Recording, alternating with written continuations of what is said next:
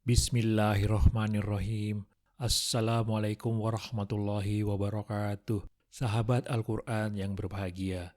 Hari ini insya Allah kita akan membaca terjemahan dan tafsir dari firman Allah Subhanahu wa Ta'ala dalam surah Ali Imran tentang keluarga Imran.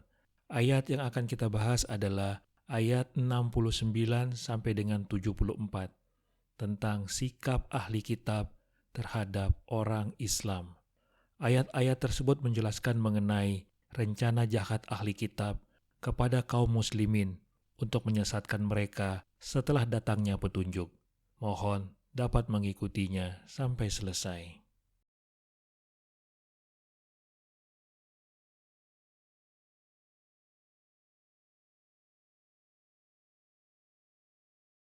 Segolongan ahlul kitab ingin menyesatkan kamu, padahal mereka tidak menyesatkan siapapun kecuali diri mereka sendiri. Akan tetapi mereka tidak sadar.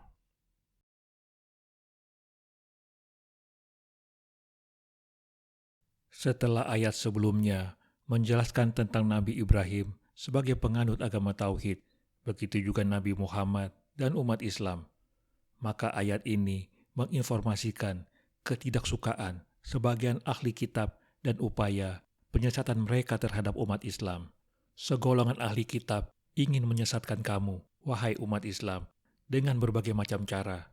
Padahal sesungguhnya mereka tidak menyesatkan siapapun, melainkan akibatnya akan menimpa diri mereka sendiri.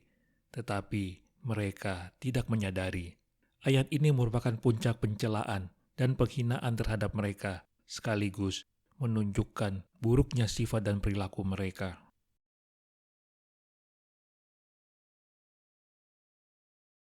Sebagian ahlul kitab merasa ingin sekali menyesatkan dan menebar fitnah pada agama orang-orang mukmin dengan melemparkan berbagai tuduhan yang menggoyah keyakinan.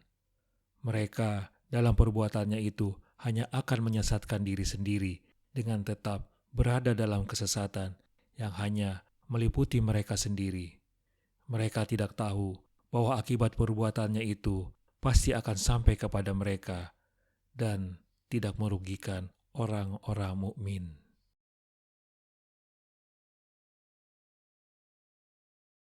Wahai ahlul kitab, mengapa kamu mengingkari ayat-ayat Allah, padahal kamu mengetahui kebenarannya?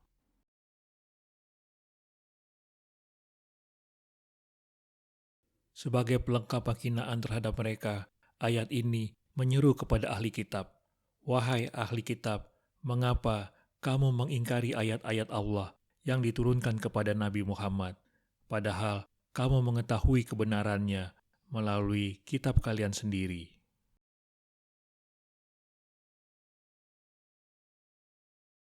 Wahai ahlul kitab, mengapa kalian mendustakan ayat-ayat Allah yang diturunkan untuk menunjukkan kebenaran risalah Muhammad SAW, padahal kalian mengetahui bahwa risalah itu benar?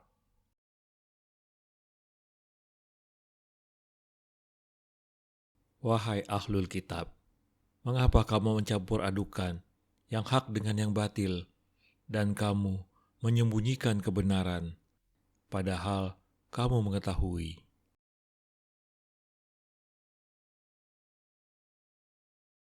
Setelah ayat sebelumnya menjelaskan sikap penolakan ahli kitab terhadap kebenaran yang dibawa Rasulullah, maka ayat ini kembali menjelaskan perilaku buruk mereka yang lainnya, antara lain upaya penyesatan terhadap kaum muslim.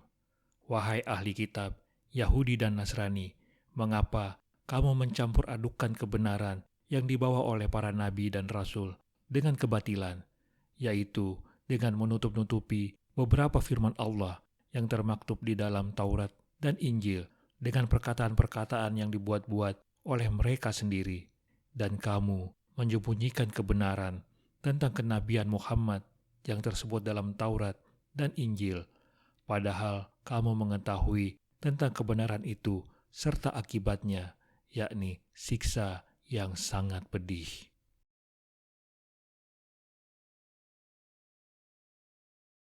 Wahai ahlul kitab, mengapa kalian mencampurkan kebenaran yang dibawa para nabi dan dikandung kitab-kitab suci dengan sejumlah tuduhan yang lemah dan penafsiran yang tidak benar? Mengapa pula kalian tidak menyiarkan kebenaran secara jelas, jauh dari pencampur adukan? Padahal kalian mengetahui bahwa hukuman Allah terhadap perbuatan semacam ini amat besar.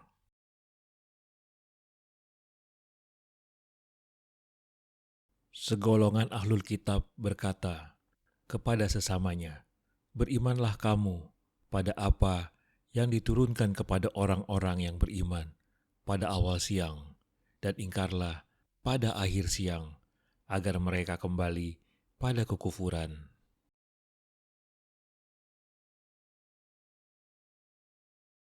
Seharusnya mereka mengimani kebenaran yang dibawa oleh Rasulullah secara tulus, namun justru mereka menularkan sifat kemunafikannya kepada orang lain untuk menyesatkan kaum muslim. Segolongan ahli kitab berkata kepada sesamanya dan kepada orang-orang munafik, "Berimanlah kamu kepada apa yang diturunkan kepada orang-orang beriman, yakni Al-Quran, pada awal siang, misalnya dengan melaksanakan salat subuh bersama mereka. Dan ingkarlah atau murtadlah di akhir siangnya, agar mereka, yakni orang-orang Islam yang lemah imannya dan yang tidak memiliki pemahaman yang benar terhadap agamanya, akan kembali kepada kekafiran."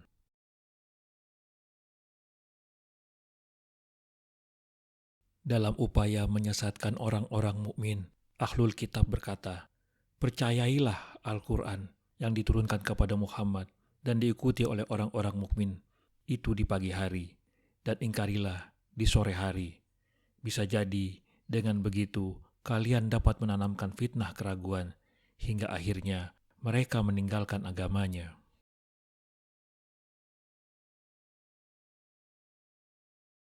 Janganlah kamu percaya selain kepada orang yang mengikuti agamamu.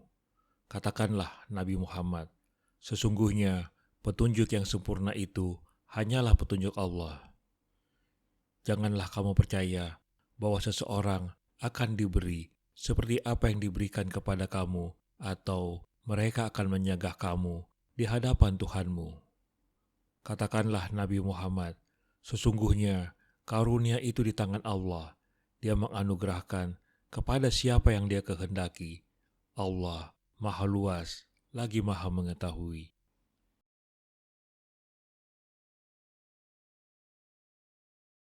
Mereka, ahli kitab, bahkan berusaha meyakinkan kepada sesamanya bahwa predikat Rasul terakhir adalah hak mereka.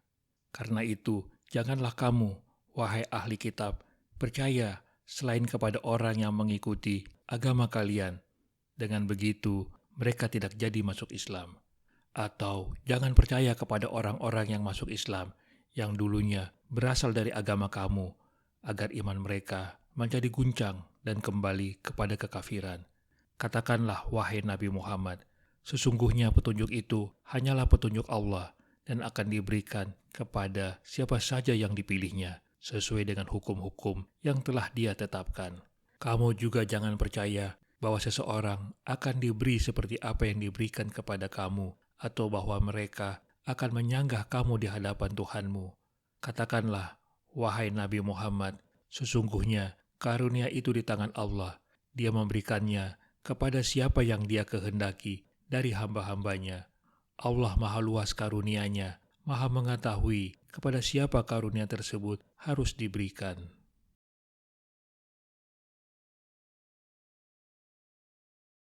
Mereka berkata pula, "Jangan tunduk selain kepada orang yang mengikuti agamamu, agar tidak ada orang yang mengaku diberi sesuatu yang sama dengan apa yang diberikan kepadamu, atau menentang dengan merendahkan kalian di hadapan Tuhan. Katakan kepada mereka, wahai Muhammad, sesungguhnya petunjuk itu datang dari Allah. Hanya Dialah yang melimpahkan kepada orang yang dipilihnya. Katakan pula, sesungguhnya karunia itu datang dari Allah. Dia memberikannya kepada hamba yang dikehendakinya. Sesungguhnya Dia Maha Luas karunia dan Maha tahu tentang siapa yang berhak diberi karunia."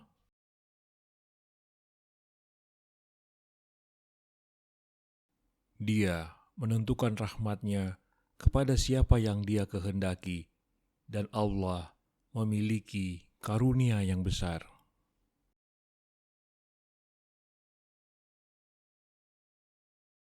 Dia juga menentukan rahmat-Nya, yakni kenabian dan risalah, kepada siapa yang Dia kehendaki. Allah memiliki karunia yang besar, tidak seorang pun bisa melawannya dan menghalanginya kepada siapa karunia itu akan diberikan. Rangkaian ayat-ayat ini mengajari manusia agar tidak dengki atas karunia yang Allah berikan kepada orang lain, sebab hal itu hanya akan mendorong seseorang melakukan perilaku buruk lainnya.